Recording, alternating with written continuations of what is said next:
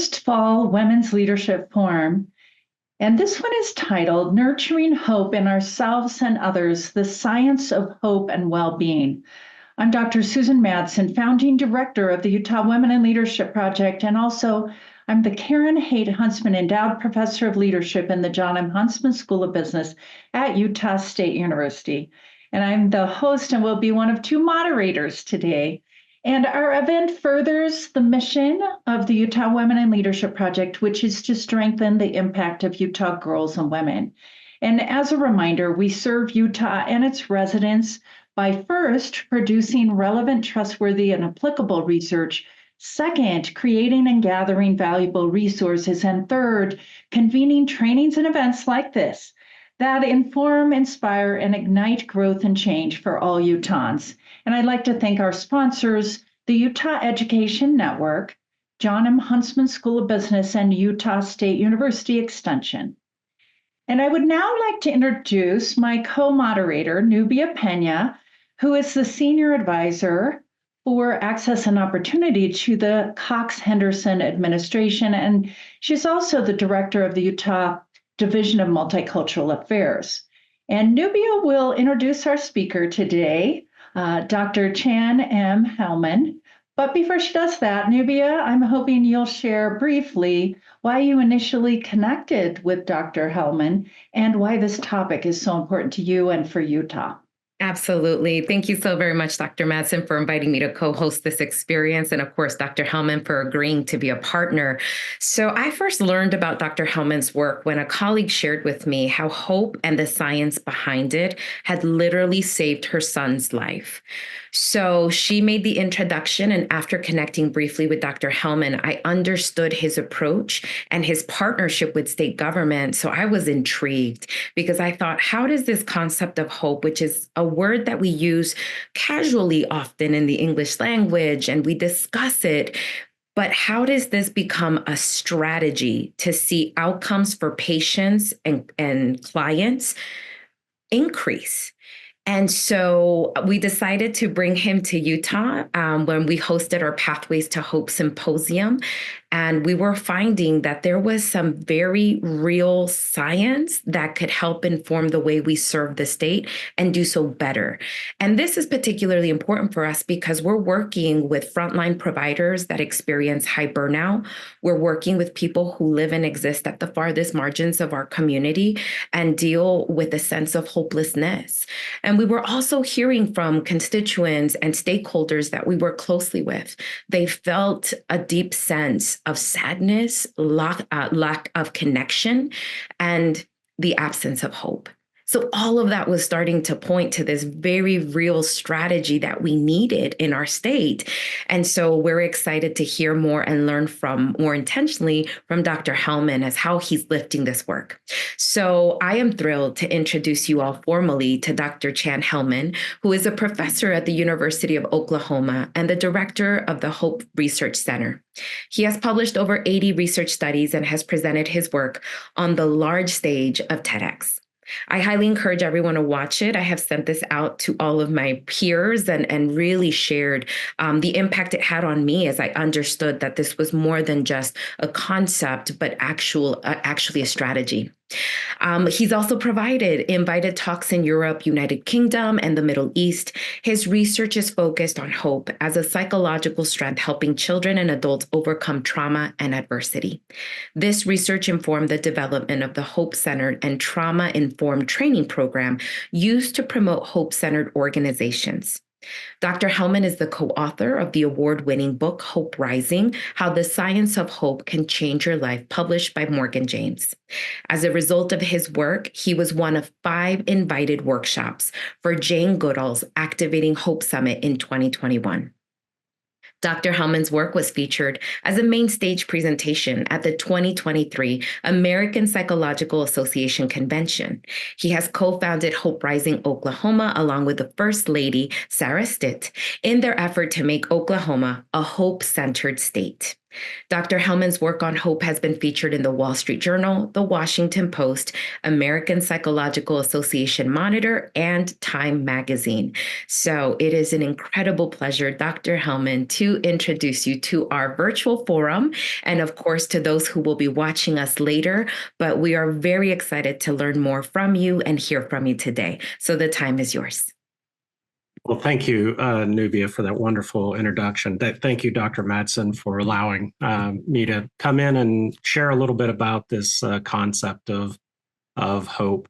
I will say that I do not intend for this to be an academic presentation. Rather, I'm going to summarize roughly 15 years of research that we've been doing. But it's a broad overview around this concept of hope. And as Nubia said, really helping us think about the simplicity of hope as a framework for action. And so with that, I will go ahead and begin my presentation. I will say that vast majority of the work that I've been doing around hope is in pretty high trauma spaces. Most of my work for over 20 years has been in domestic violence, child maltreatment, homelessness, food insecurity. And that's really the work of the Hope Research Center at the University of Oklahoma. So again, thank you all for being with us today. There's going to be a few places in my PowerPoint where I'm going to ask you to engage in the chat function. And I'll summarize those comments as they come through. But to try to make it a little bit interactive within this virtual framework.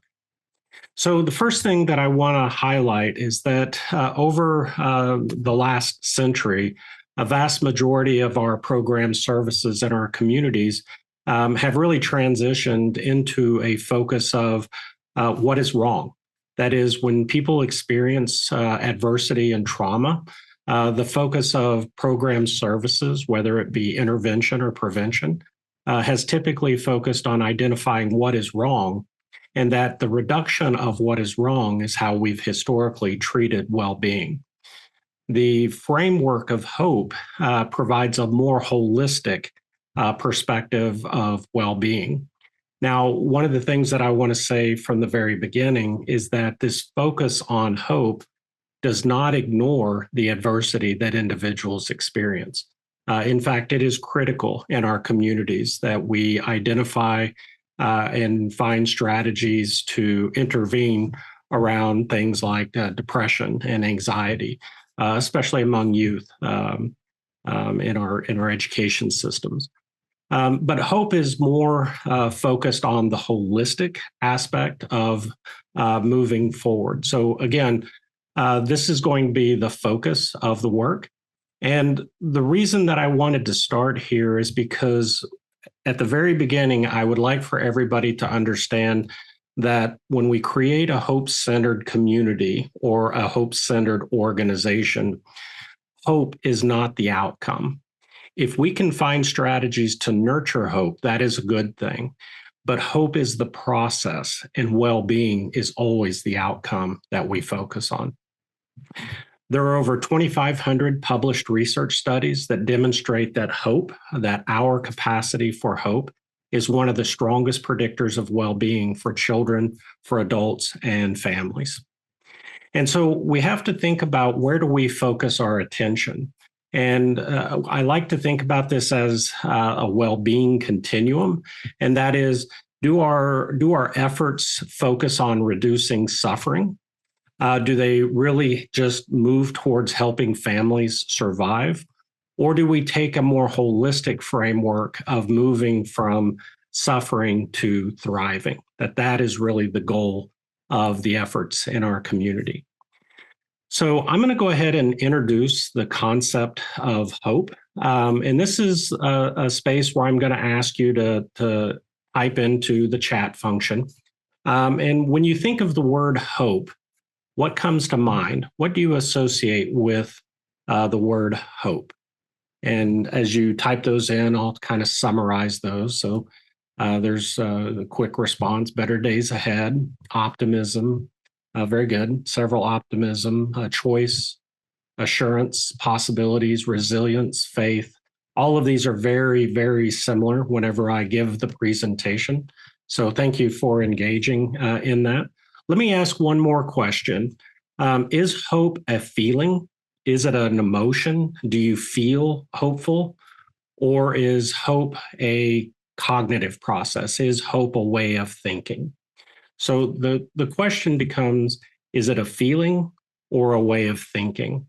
And I see several both, and then I see some feeling, but also a cognitive process or a way of thinking. So thank you for that. So right off the bat, I want to share with you that we treat hope as a way of thinking, that emotion or the feelings, they follow hope. Hope is a cognitive process. And here's why this is so important.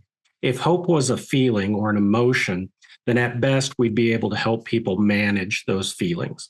But because hope is a way of thinking, because it's a cognitive process, we know we can teach it. Hope is something that can be taught. One of my students just finished her dissertation last semester, and she worked with 3 and 4-year-olds, demonstrating that not only could hope be taught among 3 and 4-year-olds, but in fact, 3 and 4-year-olds could teach their parents what hope was. So we know it is something that can be taught and nurtured across the lifespan. So our simple definition of hope is the belief that the future will be better and that we have the power to make it so. So I noticed several comments that associated hope with optimism. And if we look at the first part of the definition, hope is the belief that the future will be better than today. That is an optimistic expectation of the future. But hope goes beyond optimism in this way. And it's that we have the power to make it so. So in this way, hope is about taking action to pursue the future. Now, one of the things that I love about the concept of hope is its simplicity. Its simplicity in definition, but also in its core components. So it's made up of these 3 areas: goals, pathways, and willpower. So goals are the cornerstone of everything that we do with hope. From the moment you get up until the moment you go to bed, we are pursuing goals in our lives, whether in short term or long term. The question with hope is whether or not we have the ability to identify the roadmaps that we're going to use to get there from here. Pathways thinking is the strategizing piece of hope. It's the ability to identify not only the strategies of how we're going to pursue our goals, but also the ability to identify potential obstacles and to engage in the problem-solving process to navigate around those obstacles. The final piece of hope is willpower. And willpower is the ability to sustain both our mental energy and motivation towards those pathway pursuits. Willpower is the ability to focus our attention and intention on those pathways. Now, you will notice that the word agency on this slide is highlighted. That's the correct psychological term.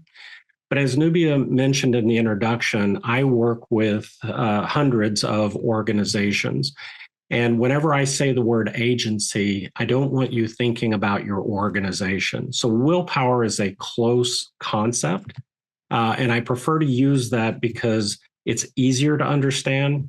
Plus, there's over 600 published research studies that help us better understand what it is and how to nurture it. So again, goals, pathways, and willpower. Now, one of the critical aspects about hope is that both willpower and pathways are required. We have to have both. So it may be that I have the willpower, I have the desire, the energy to pursue the goals. I just don't know how to get there from here. I don't have access to the pathways or the strategies. So I may have the willpower, but if I don't have the pathways, we consider that to be lower in hope. Now, alternatively, it may be that I have the pathways, the strategies by which to get there. I just don't have the energy to engage in those pathways, or I don't really desire to engage in those particular pathways. So again, both willpower and pathways are required to be hopeful. Now, when I first stumbled into this concept of hope, and by the way, this follows Professor Rick Snyder's hope theory. But when I first stumbled into this concept, two major things occurred to me. Now, I have spent my entire professional career working with community-based organizations, again, in domestic violence or child maltreatment predominantly.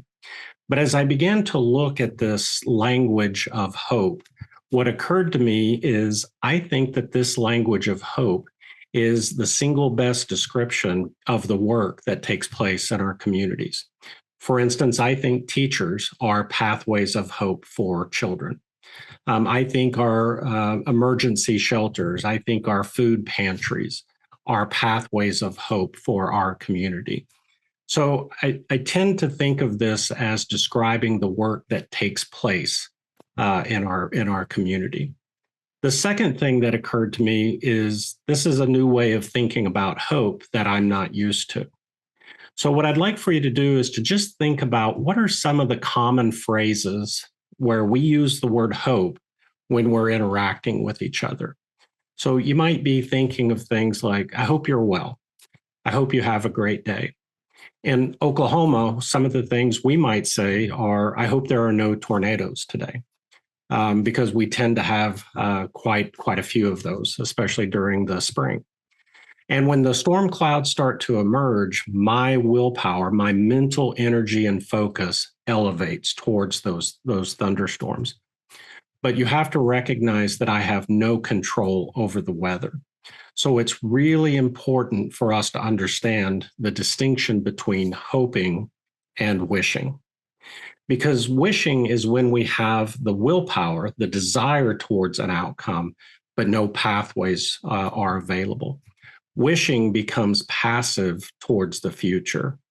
Hope is about taking action to pursue the future. This is a really critical distinguishing point around the science of hope, because chances are when you speak to somebody later today or later this week that you attended a hope presentation, we have to understand that what they're going to be thinking is that you've attended a wishing conversation. So we have to be really intentional about making sure that people know what we mean by this concept of hope. So why does it matter? The 2,500 published research studies demonstrate improvements in physical health, in mental health, including lower depression, anxiety, as a way to buffer and protect us from suicidal ideation and behaviors. We also see improved parent-child relationships, improved teacher-student relationships when we nurture hope. There's a robust body of science around education.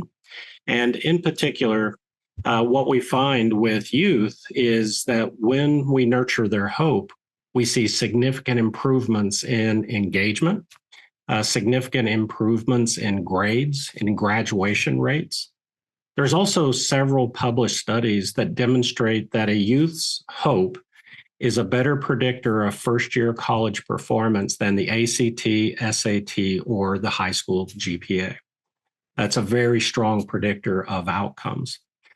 We also see significant improvements in burnout, secondary traumatic stress, job satisfaction, engagement in the workplace, and the ability to cope with daily stress.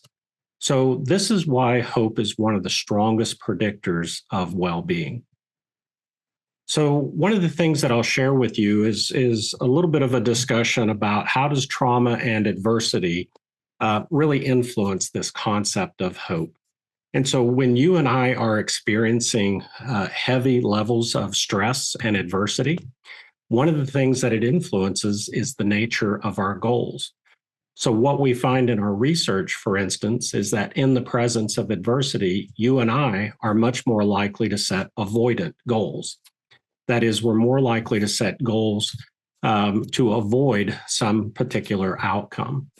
But when we nurture and restore hope, we see a transition towards an achievement mindset.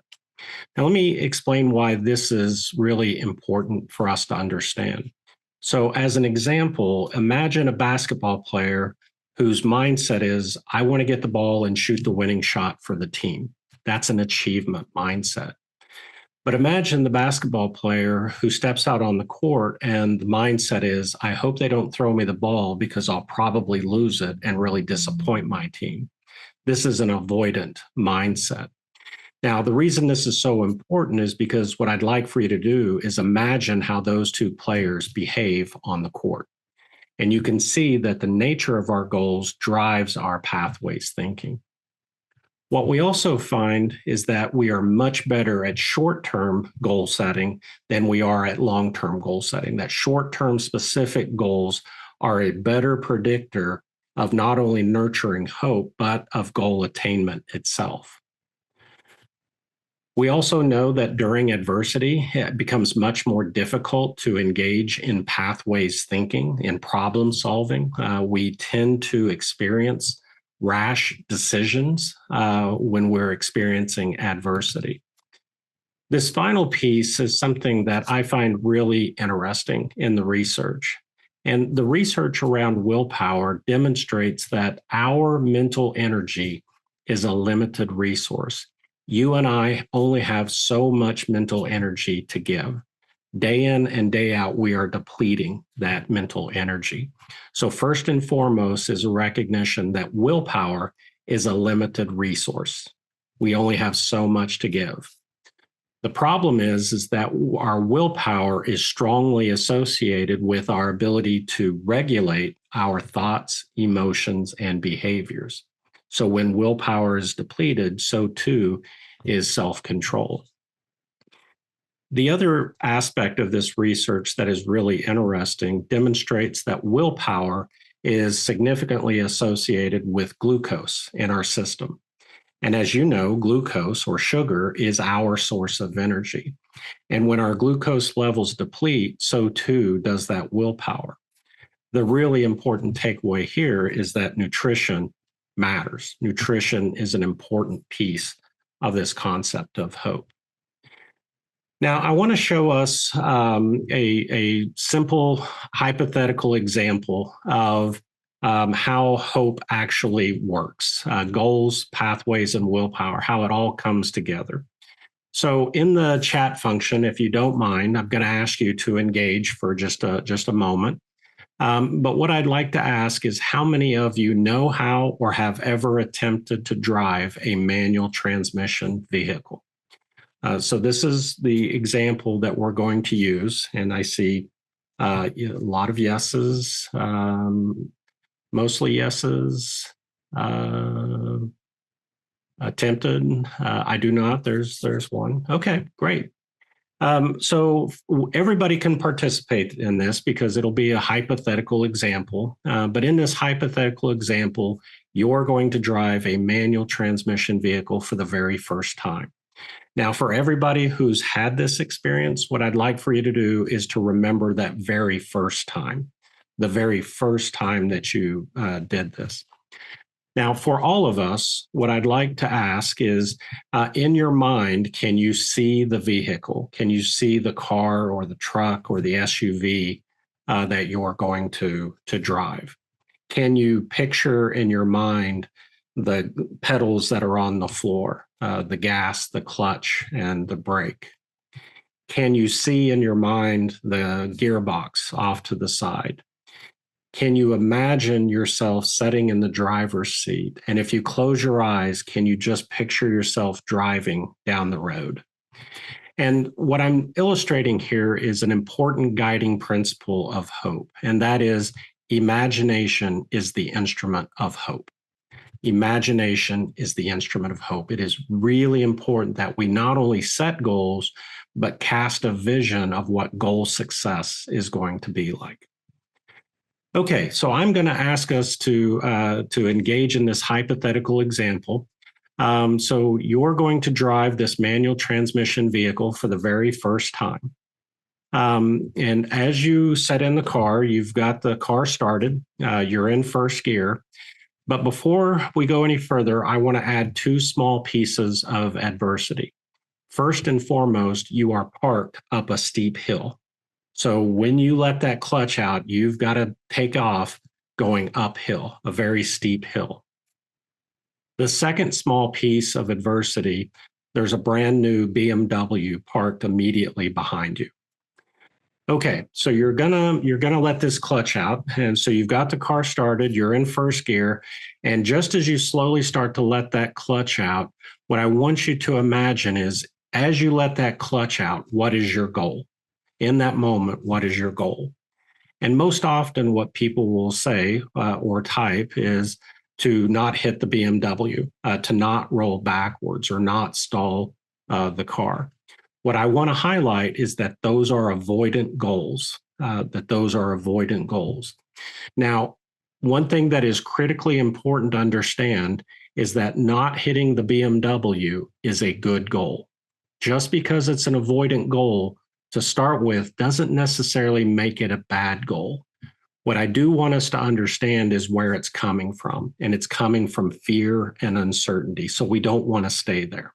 But again, not hitting the BMW is a good goal. So let's say you let the clutch out. You didn't hit the BMW, but you killed the engine. And so you can imagine that you're saying to yourself, I can't do this. I'll never be able to figure this out. And this is the self-talk of a lower hope scenario. But I want us to recognize why we didn't give up. And that is because we desire the goal. We desire the goal of learning how to drive. And the more we desire that goal, the more we're going to face adversity. So we start the car back up. And this time when we let the clutch out, we lurch forward. We're successful. We're going uphill. So practice makes perfect. We're going to do it again. And the third time, as we let the clutch out, we kill the engine again. But I want you to imagine what we're saying to ourselves now. Well, I've done it before. I can do it again. Even if it was luck, I can do it again. And so that one opportunity for success helps us understand that the future is possible. So this becomes really critical, and it's part of the guiding principle that hope begets hope. Hope begets hope, that one opportunity for success is starting to change the mindset. And fairly soon, we learned how to drive. We learned how to navigate letting the clutch out. So this is the pathways component. The critical question becomes, how well can you manage your willpower? So if you can imagine how much of our attention is required the first time we let the clutch out, we recognize it requires all of our willpower. But we also have to remember that willpower is a limited resource. So as we start to think about hope as a strategy, the way we engage those strategies has to pay attention to not only pathways, what are the steps required to achieve the goal, but how well can people navigate difficult steps or frustrating steps in the presence of limited willpower. So this is the experience of hope. So I'll ask you one more time to engage in the chat function. And just to answer this question, what is the opposite of hope? So as you start to type that in, the opposite of hope, we can see rolling through the screens, vast majority is despair, the most common response that we get to this question. However, the opposite of hope is not despair, it's apathy. And apathy exists when I look at a particular goal and my mindset is no matter what I do, I'm going to fail. So why try? Oftentimes in apathy, if presented with a goal or a pathway, the focus will be on failure and agitation. So the loss of hope is actually a process. When you and I experience barriers, we experience anger, frustration, and anxiety. As we're trying to navigate through that, we can begin to transcend to a sense of urgency, to let rash decisions potentially drive our pathways thinking. But ultimately, despair is still an important part of hope because with despair, I have the willpower towards that thing I cannot have. So in my work, these bottom three boxes are where I focus our efforts. How do we nurture hope in the presence of apathy, despair, and urgency? The good news is we know how to teach hope. We know how to do this work. What we have found in our research is that we can see a statistically significant increase in hope in about 1 hour with both children and adults. The question becomes, can we sustain that hope? And that is really the focus of the hope-centered organization or the hope-centered community, is developing the processes, the programs, the policies that nurture hope. So I'm going to be coming to the end of my presentation fairly quickly, but I wanted to wrap up with just a couple of final slides. Oftentimes in the presence of hope, I get asked about its relationship to resilience. And so one of the things that we've actually published a couple of different studies on is looking at hope and resilience as it relates to well-being, both with children and adults. Now, when I do research on well-being, I focus on flourishing, not necessarily happiness, but the capacity to thrive. And what we find is that both resilience and hope are strongly associated with well-being. However, in the presence of hope, hope becomes the stronger predictor. But ultimately, what we know is that hope is the mindset that drives resilient behaviors. Again, we know how to do this. We know how to nurture hope. And it's a very simple strategy that we're working with school districts, with healthcare facilities, our human service nonprofit organizations. In the introduction, Nubia mentioned that working with First Lady Sarah Stitt in Oklahoma, we've co-founded the Hope Rising Oklahoma. And based upon all of this work, we've seen significant reductions in burnout, secondary traumatic stress, significant improvements in foster care, significant improvements in family outcomes. And this is why our governor and First Lady have declared that Oklahoma will become a hope-centered state. And so with that, Nubia, I think I will stop sharing the screen. Dr. Madsen. Thank you so much. And so Nubia and I are going to chat for just a minute with Dr. Hellman. But at this point, either in the Q&A or the chat, start giving us your questions and we'll bring those up. Nubia, I wanted to go over to you first and just any of your thoughts on how this relates to Utah and our work here. Man, in my mind, hope is such an important thing right now. I see many people just low on hope, on expectations and hope of various kinds. But and also any thoughts about the bolder way forward? Many of people listening in understand the bolder way forward, but in my mind, hope is the reason we're doing the bolder way forward. So share some of your thoughts, Nubia. Yes, thank you so very much, Dr. Madsen. And of course, Dr. Hellman, I am such an advocate and champion for your work. It is brilliant in its simplicity and yet in how critical hope is right now to the work that we're doing specifically in this state around domestic violence, sexual assault, children in foster care, folks who are incarcerated, people who are unsheltered. Really, so much of the bolder way forward, as well as the initiatives that the governor cares for, is working at the farthest margins and making sure that the people who do experience that sense of despair and apathy know that there are people like those on this call right now and people in leadership that want to be able to cultivate more hope for greater thriving. So as I was listening to your remarks, what I was excited about is, earlier before we started the recording, we talked a little bit about the Dear Utah campaign. And for those that are unaware, October is Domestic Violence Awareness Month. We know that in Utah, people experience this, unfortunately, at higher rates than more populated states. And the Bolder Way Forward movement, in partnership with other organizations that are leading the charge, are wanting to do more to bring awareness, but then also to build capacity for the frontline leaders. People every single day in shelters and in these organizations are holding the hands of people during their most difficult moments. This work is hard, Dr. Hellman.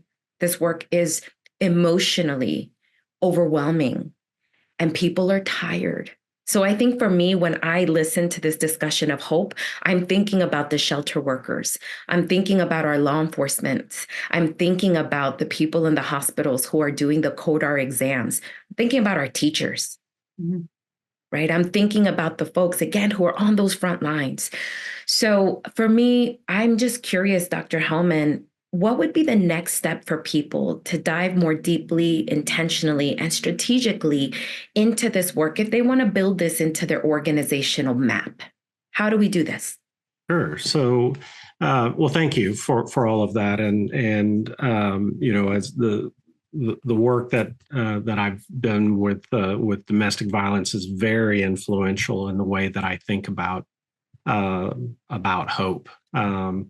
Not only in terms of survivors and families, but also in those frontline providers, people who this work is a calling, and it's hard. It's hard work. And so the first thing when an organization reaches out to me, most frequently, when I start to have conversations with those frontline providers, they first start seeing hope as it relates to the clients that they serve, the children, the families that are being served. And what I would say is that we really need to start with them. We really need to start with the providers. In Oklahoma, we began with a mantra of we need to take care of Oklahomans who are taking care of Oklahomans. I'll steal it from Brene Brown gladly and with great respect. You can't give what you don't have. And so we need to nurture your hope first. And the concept of hope is such a simple framework that even in the complexity of what seems like overwhelming difficulties in our communities, we can always break everything down into, is this a goal problem? Is this a pathways problem? Is this a willpower problem? And while it doesn't necessarily cure or solve the problem, it does provide a simplistic framework to begin taking action. And that's really what we train organizations with leadership. The focus is on creating a culture where the core value is hope, the belief that something can be better, and that together we can make this happen. And then when we work with frontline providers, we certainly nurture that hope, their hope as well. But we also want them to start seeing this as practice. When a survivor comes into that shelter with their family, and the story that they hear day in and day out, and it can feel, this is really, really bad. But I want their second thought to be, but it's going to be better. And I'm on this journey with you. And so hope is a mindset in that regard. I love that. I wanted to jump in and say, as a parent with 4 kids and 6 grandkids, sometimes I think in today's world, that a frontline provider is also a parent in some ways. And so Nubia and I, and you, we work in some of the spaces that are so difficult, and in the ones that we talked about, and in things like homelessness and poverty and those kinds of issues. But I think there's a lot of parents that think, wow, I need to keep hope in myself to keep parenting, right, at this challenging time.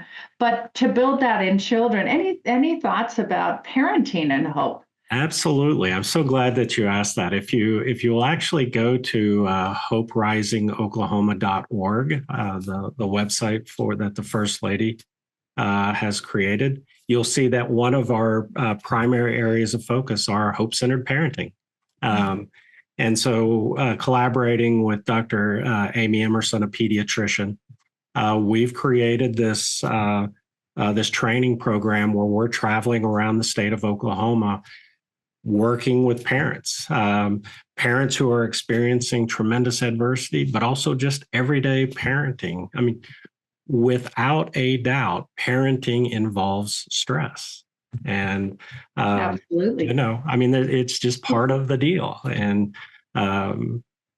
so what we do is we look at, again, what are the strategies for self-care as a parent? What are the goals and the pathways for a parent to be well? But also in terms of how do we equip a parent to begin teaching and nurturing hope with their children? And so I will say this real quickly. Any children's animated movie is a movie about hope. Any children's book is a book about hope. You'll see it soon as you look at, think about things like Finding Nemo. It's goals, pathways, and willpower. And we can literally use those children movies to talk about goals and pathways and willpower. So they're easy access resources, and just start looking for goals, pathways, and willpower. There's been a couple of requests to look at that slide, that simple slide with the 3 elements. Can you put that up one more time so people can take a screenshot or? Sure. Yeah, so bear with me just a moment. Let me do it this way. I'm so sorry. I should have just. That's fine. And Dr. Hellman, while you do that, actually, I think it's so important that you mention leadership. So just so you know, Dr. Hellman, your name was spoken all around Southern Utah recently when I took the stage at the One Utah Summit. And during the Leadership Day, I chose to focus on cultivating a legacy of impact through hope-centered leadership. And there is a phenomenal quote from John W. Gardner, who says, "The first and last task of a leader is to keep hope alive." And he was the consummate American champion, a leader of all leaders. And he believes that the first and last task is to keep hope alive. I think that's powerful and a beautiful reminder that whether we're leading in our homes, in our organizations, in state government, in our community faith spaces, wherever we are planted, we can be beacons of hope and light, and we can invite people to think differently around this concept. So there's some great questions coming through. Dr. Madsen, should we turn to those now? Yeah, my question came out of those as well, but I really like, there's a number of them that really ask about, is there a difference in the way that you teach from children? And one asked about teens and adults. I know from what you've said, you use the same elements, right? But give us your advice there. And then Nubia, any other question, please? Yeah, so, obviously thinking about working with, the littles, the toddlers. Toddlers even? What age would you start working, I guess? Actually, the research shows that newborns begin to exhibit biologically aspects of hope. And it's the critical aspect of creating environments and resources that support parents to nurture and to be those pathways of safety and security for youth. But in the work that I do, we can see an 18-month-old child engage in hopeful behaviors towards caregivers. But language matters. And we also have to recognize that children and teens typically have fairly limited control over their environments. So we have to also be realistic in terms of goals and pathways and working in spaces where people have some level of agency, that agentic thinking. But by and large, it's the same 3 components: goals, pathways, willpower. The components don't change. How we engage, for instance, I can work with you, both of you, and do this from an easy conversational style. But I may need something a little more concrete and hands-on with younger children. So just thinking about how you engage in that process. Yeah, that pathway I can see from raising teenagers and various things. You can help show pathways in some ways. You could probably do that for teenagers. Have you found any? Sorry, Nubia, I just took over. I'm very interested myself in this topic. Have you found strategies for increasing that willpower? So willpower is the hardest piece. It is the hardest piece of hope, especially if you think about despair and apathy. This asking people to get up one more time is really hard. Mm-hmm. And what we know about trauma and adversity is we see that there's this difficulty in trusting others and all of these things that rob us of hope. But when we think about willpower, it's my ability to focus my attention. It's my ability to weigh alternative courses of action. It's my ability to delay gratification. So all of those kinds of components. So we can do strategies to nurture willpower internally to you. So for instance, think about a time that you've achieved something really difficult in your life, or think about a time when you've achieved something you're really proud of. And then think about the barriers that you overcame and how you did that. So what I'm doing is I'm reminding you that you've got this. You've done hard things before. So that's an internal strategy. An external strategy may be to get you with a peer mentor. Another strategy might be, who are the people who have done this before and how did they do it? So we're looking for hope models, so to speak. And then this is especially important for parents, but if willpower is about being able to focus my attention and think about all of the distracting elements in an environment, like the TV and the music and TikTok and all of these different things that really distract us. So multiple strategies, but it is the hardest part. Thank you. Nubia, you're watching. I'm watching. There are lots of questions coming through, though. And again, there's a lot of gratitude, Dr. Hellman, for the work that's being done around this. So thank you again.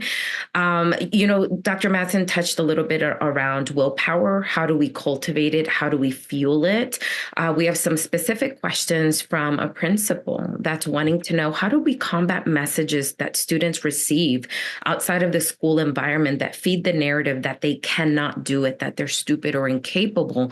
Because again, we know that there is so much power that lives life and death in our tongue, right? Mm-hmm. And so how do teachers who are essentially external leaders engage with children when they have these influences in their personal lives? What can we do? Yeah, so this is a great question, and I want to be really mindful to not be flippant, to really to highlight that, this particular question, I would love to take 3 hours to answer this and to have a conversation with the principal. But it really is becoming intentional about hope. Just think about this. Think about how intentional we are in teaching youth teamwork, in teaching youth fairness, forgiveness, gratitude.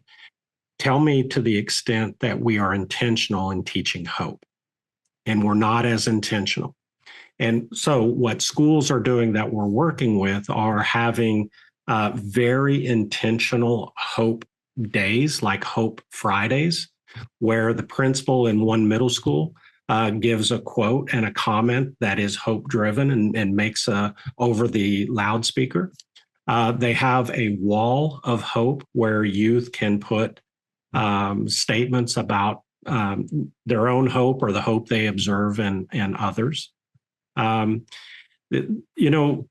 thing, we just published a study that demonstrated that 1 hour a month with a foster youth, a transitional age foster youth, 14 to 17-year-olds, 1 hour a month around hope saw significant increases in hope scores, but hope's not the outcome. We tracked that to academic achievement. We saw improved grades, classroom behaviors, motivation towards school.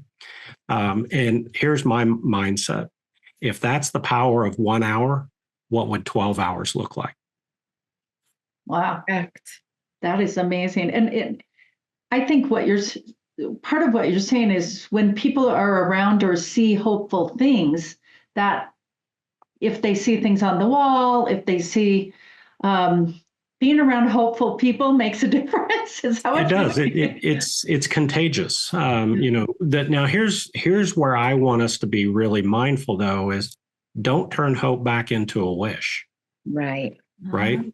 Let's make sure that we're really thoughtful about, if we see we want to have an intentional hope conversation. Tell me about a time, but I'm going to start to probe questions about what were the goals, what barriers did they face, how did they overcome those barriers. So I want to make sure I turn it back into action. So we have to be really intentional here. So I want to jump in with just one more quick question. I think the answer is yes, because you use that car example. But sometimes, and I'm talking even about a couple of my children, sometimes they have hope for most things, but there's a thing like, I'll just bring it up. Do I vote? Because I don't know if that really matters. So there could be hope in life, but hope for something specific. Same process? Mm-hmm. Is it the same model? Yeah. So when I first started doing this work, I had a very similar kind of question in my own mind, and the university let me teach a graduate course on hope. And so we created a course called How Hopeful is Tulsa? And we surveyed the community, and we had responses across all sections and parts of Tulsa. And because we were able to geocode, meaning I was able to get hope scores within the neighborhoods. Wow. Then I was able to tie that to not only public health data, but to the vote data that our city had, because we were just going through a mayor election. And what we found was that hope scores, more importantly, collective hope scores, were predictive of voter turnout. Wow. Yeah. Wow. Dr. Madsen, you've got a project. Let's start to survey hope in Utah. No, but Dr. Hellman, it's great that you're giving us some tangible ways in which you have done this work, from surveys, right, to in schools. We've got a couple of questions here of number one, is there a tool that can screen for hope? So similar to what you mentioned, that can be found either on your website or that they can research themselves a little bit more for their organizations. And the other question is around avoidant goals. That tends to be we tend to fall into that, right? So how do we avoid that? How do we avoid avoidant goals? Yeah, so first and foremost, the hope scales were developed by Rick Snyder, and you can do an easy search online, and you'll find both the adult hope scale and the children's hope scale. They're in what we call fair use, so easily accessible to an individual and to be used. And so that part to me is simple. This issue around avoidant goal setting to me is probably one of the most, as an academic, fascinating areas that we've been engaged in. And here's one of the things that I want to highlight in working with community-based organizations like substance abuse, for instance. There are people in your community going into treatment for the very first time today. And they're going into treatment because they don't want to lose their job. They don't want to go to jail. They don't want to lose their family. And what I want to say is those are the perfect reasons to go into treatment today. And what people are going to experience if they engage in the programs, if they have all of the the nurtured aspects of hope, both internal and external, you'll see the transition from avoidant to achievement. So if I'm working with an individual, like when I work with youth, for instance, and they come in with an avoidant goal, that's exactly where we start. If a child comes to me and says, I want to stop fighting with my sister, I don't turn that around and say, oh, what you really want is a positive relationship, because that's not what they said. And, I also know that basically it's what it really is they don't want to get in trouble anymore. They want to stop getting in trouble. And that's exactly where we're going to start. And the achievement part will follow. I wanted to just read a comment from someone in the chat. No wonder sexual assault is underreported. People lack the hope of being believed and seeing justice. The system can do better in applying the strategy of hope in improving our response to victims and survivors. That's such an important point, right? If you don't feel like you're going to be believed with sexual assault, with domestic violence, with even struggling with other things, sexual harassment, but other things, you're like, why go through the effort? Right. And for me, this is why, if I think about a hope-centered Utah, then we have to think system. We can't just focus on your wonderful community advocates. We have to engage with the family treatment courts. We have to engage with the judiciary. To me, it's a system. In what we find in Oklahoma is that the language of hope, when we do the trainings at the system level, that it provides a common language across those diverse organizations. Every organization, every professional on here, we all have our own language that only we understand.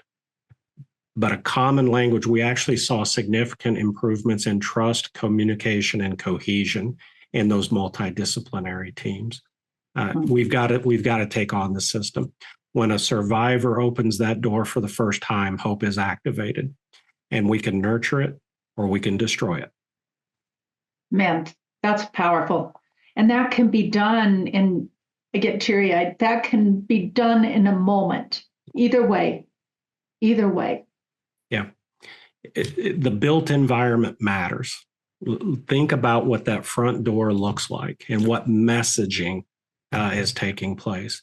The hard, difficult effort of opening that front door. And we've got to be intentional. We just have to be.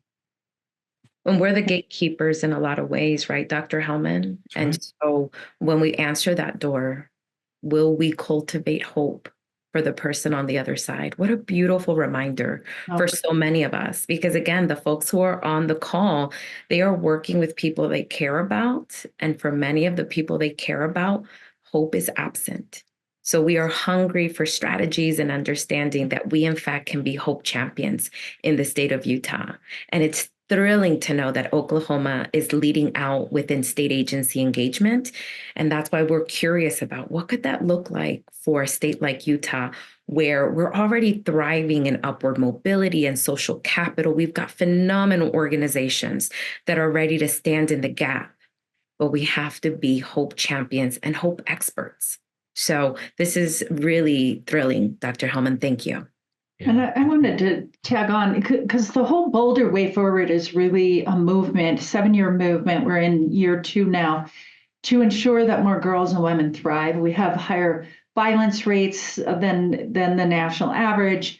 We are constantly put as the worst state for women's equality. There's some reality to all of those things, but people are joining the Boulder Way Forward in great numbers around the state, and it's got to be hope.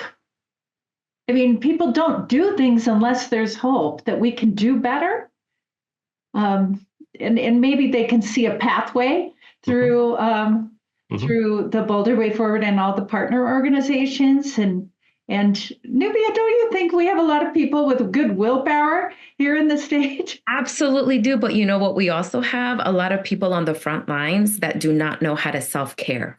So when Dr. Hellman is talking about that hope requires good nutrition, hope requires rest, hope requires you to listen to your body, to the active providers on the front lines on this call, you matter. We need to make sure you take care of yourself. And so how do we become a state where Utahns are taking care of Utahns and we're aware of the burnout likelihood and we are making sure we practice that balance? I will be the first one to say I am not great at it. But when Dr. Hellman is very clearly telling us our nutrition matters, our willpower is not infinite. In fact, it will become exhausted. Yeah. We're not taking care of refilling that cup. So it's a good reminder. And Dr. Hellman, actually, one of the questions that did come up is what are the barriers for people in developing a culture of hope? What resistance have you seen? Because I know some of us may want to bring this back to our organizations, but they might be afraid that this is going to get shut down. So what do we see?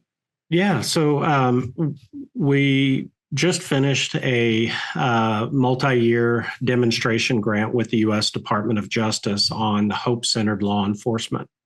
And I was kind of curious whether or not this would be a difficult space to do hope work in. Just the word hope might have some connotations within a culture like a law enforcement community. And what we learned in that multi-year project with 15 departments across the United States was what leadership got into the habit of was listen for 5 minutes and you'll be all in. Once you hear that it's not wishing and that it has a science behind it, you'll be all in. I have yet to experience a community that was resistant. And here's my typical saying to that. Listen and look at the science of hope. The science of hope is good, one of the strongest predictors of well-being. And at the end of the day, if you still can't get around this word hope, I need you to know enough about it so that you don't suck it out of the room for everybody else. And that's all I'm inviting people to do. That's such a good comment. Don't suck it out of your room. That is awesome. I just want to say to folks, when you're as a researcher and having read research on so many things and studies through the years, the research Dr. Hellman is doing is actually remarkable research. I mean, when you put the effort into and track zip codes and changes in health, there's some good health data out there that we can grab from different systems. And voting and anything, you're probably, which I do in Utah, is looking for anything that's measured from any of the agencies or other things as well. Just letting you, those of you listening in, this is a big deal. This kind of research is really a big deal. Well, so, Susan, I would even say for people interested in understanding the science behind it, look at what happens to the brain of someone that is hope-filled. Dr. Hellman, can you actually talk about the brain maps that have been done and how you can see the tangible change? Go ahead.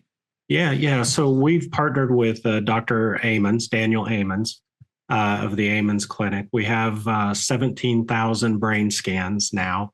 Where we're actually looking at both adverse childhood experiences and ACE. We know a lot about sort of brain structure as it relates to adversity and trauma. Essentially, the 30-second takeaway is that we know where hope is activated in the prefrontal cortex, and I'm pointing to my orbital part behind the eye. And what we see is that when hope is activated, the structures for where anxiety are activated are reduced. So we are starting to see some biological markers of hope as a protective factor. Wow. There might be time for one more short question, but and after that, maybe I just ask each of you to give some final thoughts, and then I'll conclude. Nubia, is there one other question that has really connected, or you think that would be key to help us wrap up today? Absolutely. You know, it was interesting. This question said, is hope ever the reason for why people stay in unhealthy relationships? And I think the reason for why that's important is because, you know, again, Domestic Violence Awareness Month, how do we give grace for people that say things like, I'm just hoping it gets better? Yeah. So, you know, the capacity to believe that things can be different is so protective. It is such a protective framework that if something could be different, what I want to make sure is that that it's not overwhelming barriers in the system that are restricting choice in that space. And I also have to think about, you know, the child of a survivor, for instance, and that hope for what, and in some cases, the focus is maybe on the children, you know, and when the time is right, and if the time is right, you know, hopefully, my main thing would be making sure safety planning and having access to resources as pathways of well-being in that context. And I think helping separate what you called a wish in someone's mind, is that a wish or a hope? That might be interesting as well. Dr. Hellman, any like 1 minute final thoughts for us? Yeah, so I'll keep mine short. So thank you for allowing me to come and have this conversation. I love doing the presentation, but this sort of off the cuff Q&A is my favorite part of learning about hope. So thank you both for providing that environment for me. Thank you all for taking time out of your schedule to engage in this concept of hope. And, you know, I guess the final, I'll use the quote by Dennis Saliba. Sometimes we have to lend hope to others until they can find it for themselves. So keep doing the hard work that you're doing. Thank you so much. Nubia, final thoughts from you. Final thoughts is just my heart is full of gratitude to all of you who are on the call listening, doing the work every single day. Dr. Hellman, your research is inspiring us so deeply to think about how we are hope champions, how we lend our hope to others who might need it, and how we can be more intentional and strategic in building this as part of the organizational DNA that we lead. And, you know, as I've listened to you, as I've learned from you, as I've leaned into your mentorship, I am so curious about how the people on this call, in partnership with Dr. Madsen, you know, with the governor's leadership, we can do something where we bring a statewide symposium focused on hope, focused on building this as a strategy and doing collective hope building, because you haven't touched on that. And I'm actually going to bring it back to you, Dr. Hellman. What is the power of collective hope and why do we need it? Yeah, so I'll go real fast. This is another 3-hour conversation. But I started to think that if individual hope is such a powerful predictor, what would collective hope look like? And so collective hope is my belief that the group or community or organization that I belong to can cast a clear vision, and that together we can find those strategies. And there's a shared energy to do this work. And I saw this over really important social movements and issues that are so overwhelming at the individual level. But when we can find ways to collaborate, to come into community, that power is unmistakable. I love that. I want to thank both of you for spending your time, and everyone on the call as well with us. Again, remarkable research, and Nubia and I have had numerous conversations about this, and with the Boulder Way Forward, I want this to be one of our foundational frameworks, and I think hope has to be to move us forward, and even broader with the work that Nubia does in the state of Utah. We have to do that to really keep Utah a great place and be better, actually, for our children and grandchildren and future generations. So thanks again to both of you. I also want to thank our sponsors one more time, the Utah Education Network, the John M. Huntsman School of Business, and USU Extension. Just letting you know, we have one more forum this fall, one on December 3rd, and we'll start putting notes out about that on promoting civility and dignity in Utah. I think both the HOPE framework and the civility and dignity are just so important for us here in the state of Utah. And then also just a call for, we'll put a link in a follow-up email once we have this video ready to go for our fall survey. We could use help in getting it out widely, having people on the call take it, but other people as well. So thank you again to everybody for joining. Have a wonderful rest of your day. And thanks again to Nubia and Dr. Hellman. Thank you.